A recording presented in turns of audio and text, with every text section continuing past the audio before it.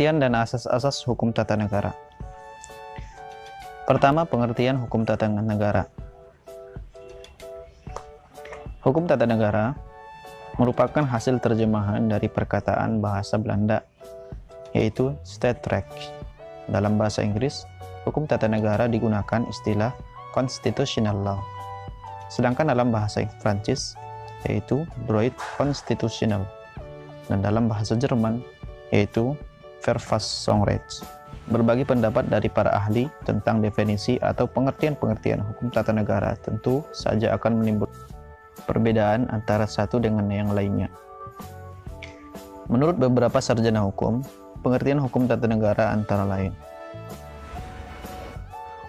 1. Menurut Kusmadi Pujosewojo berpendapat bahwa hukum tata negara adalah hukum yang mengatur bentuk negara, baik kesatuan atau federasi, dan bentuk pemerintahan, yaitu kerajaan maupun republik, yang menunjukkan masyarakat hukum atasan maupun bawaan, beserta tingkatan-tingkatannya, di mana yang selanjutnya mengesahkan wilayah dan lingkungan rakyat dari masyarakat-masyarakat hukum itu, hingga pada akhirnya menunjukkan alat-alat perlengkapan atau yang memegang kekuasaan penguasa dari masyarakat hukum itu, beserta susunan wewenang dari antara alat perlengkapan negara sebagai organisasi. 2. Menurut Djoko Sutomo mengatakan bahwa hukum tata negara adalah hukum mengenai organisasi jabatan-jabatan negara dalam rangka pandangan mereka terhadap negara sebagai organisasi. 3. Menurut Van der Pot berpendapat hukum tata negara adalah peraturan-peraturan yang menentukan badan-badan yang diperlakukan serta wewenang dari masing-masing, hubungan antara badan yang satu dengan yang lain, dan hubungan individu yang lain. Berdasarkan berbagai pendapat para ahli tersebut, Ismail Suni meringkas dan menyimpulkan bahwa hukum tata negara mengatur 3 hal, yaitu yang pertama, organisasi dan pemerintahan, 2. Hubungan antara pemerintahan dan rakyat, dan 3. Hak-hak asasi warga negara. Selanjutnya, asas-asas hukum tata negara. Adapun yang menjadi asas-asas perlakuan hukum tata negara di Indonesia sebagai berikut. Yang pertama, asas Pancasila. Kesepakatan yang telah ditetapkan oleh pendiri negara bahwa terdapat 5 sila yang akan dipedomani sebagai ideologi negara dan merupakan asas hukum tata negara di Indonesia. Antara lain sebagai berikut. A. Asas ketuhanan yang Maha Esa. Sebagaimana yang diatur dalam pembukaan Undang-Undang Dasar 1945 bahwa maka disusutlah kemerdekaan kebangsaan Indonesia itu dalam satu Undang-Undang Dasar Negara Republik Indonesia yang berbentuk dalam suatu susunan Negara Republik Indonesia yang berkedaulatan rakyat dengan berdasarkan kepada ketuhanan yang Maha Esa.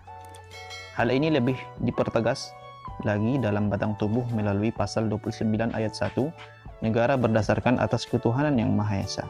Ayat 2, negara menjamin kemerdekaan tiap-tiap penduduk untuk memeluk agamanya masing-masing dan untuk beribadah menurut agamanya dan kepercayaannya itu. B. Asas Prikemanusiaan.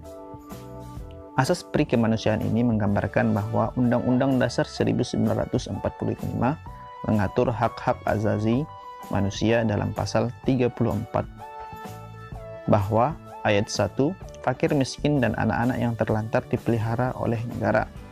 Ayat 2, negara mengembangkan sistem jaminan sosial bagi seluruh rakyat dan memberdayakan masyarakat yang lemah dan tidak mampu sesuai dengan martabat kemanusiaan.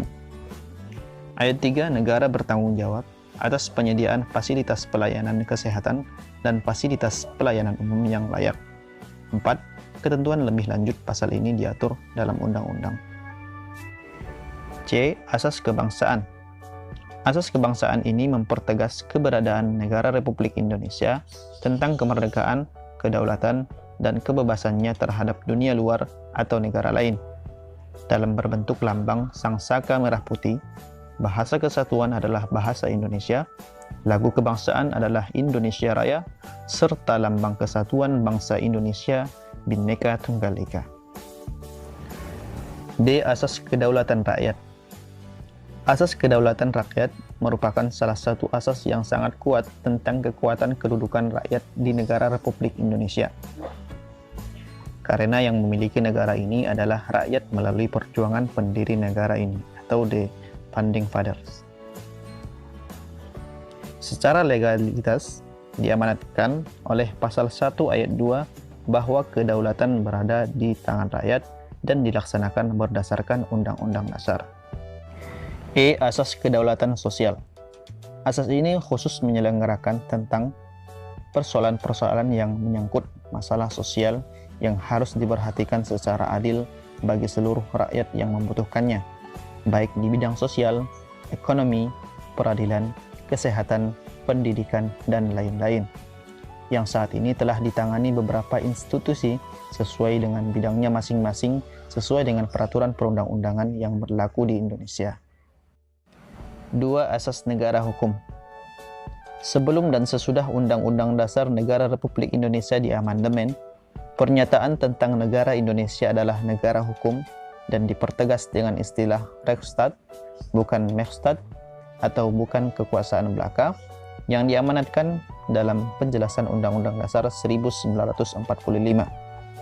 Kemudian setelah amandemen Undang-Undang Dasar 1945, dipertegas dalam pasal 1 ayat 3 bahwa negara Indonesia adalah negara hukum, dan diperkuat dengan pasal 27 ayat 1 yang mengamanatkan bahwa segala warga negara bersamaan kedudukannya dalam hukum dan pemerintahan dan wajib menjunjung hukum dan pemerintahan itu dengan tidak ada kecualinya. 3. Asas kekeluargaan. Asas kekeluargaan berasal dari kata keluarga, yang berhubungan dengan ikatan keluarga sebagai sebuah kesatuan tali persaudaraan, terdiri dari ayah, ibu beserta anak-anaknya, dan berkumpul dalam masyarakat, dan saling menyayangi antara satu dengan yang lain dengan penuh rasa tanggung jawab, rasa cinta kasih, saling melindungi, saling membantu, serta saling memiliki karena ada tali atau ikatan hubungan darah yang erat. Hubungan dalam keluarga yang semakin meluas dalam lingkup lingkungan masyarakat merupakan awal bertumbuhnya kekeluargaan. Hal ini merupakan pedoman dari asas kekeluargaan untuk bermusyawarah mencapai mufakat. Semangat kekeluargaan ini dapat digunakan dalam hubungan antara kemanusiaan serta pergaulan di dalam organisasi, baik dalam organisasi yang lingkupnya kecil maupun lingkup yang besar, misalnya dalam negara. 4. Asas negara kesatuan. Pengertian negara kesatuan diasumsikan bahwa tidak boleh ada negara dalam satu negara. Hal inilah yang membedakan secara diametrik dengan negara federal atau negara bagian. Pasal 1 ayat 1 dengan tegas mengatur bahwa negara Indonesia adalah negara kesatuan yang berbentuk republik. Diperkuat dengan pasal 37 ayat 5 bahwa khusus mengenai bentuk negara kesatuan Republik Indonesia tidak dapat dilakukan perubahan. 5. Asas pembagian kekuasaan. Negara Indonesia merupakan negara hukum yang menggunakan pembagian kekuasaan berdasarkan amanat Undang-Undang Dasar 1945. Dalam pasal-pasalnya jelas tercermin bahwa sistem yang digunakan adalah kerjasama antara lembaga negara yang satu dengan lembaga negara yang lain. Pasal 5 ayat 1 menyebutkan bahwa Presiden berhak mengajukan rancangan undang-undang kepada Dewan Perwakilan Rakyat. Di dalam pasal 11 mengatur bahwa Presiden dengan persetujuan Dewan Perwakilan Rakyat menyatakan perang, membuat perdamaian dan perjanjian dengan negara lain.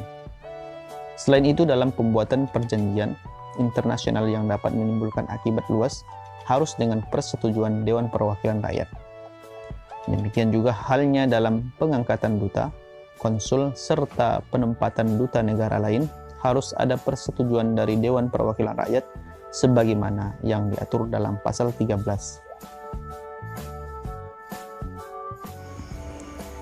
Demikianlah pembahasan kita pada kali ini. Apabila Anda merasa bermanfaat, silakan subscribe dan tekan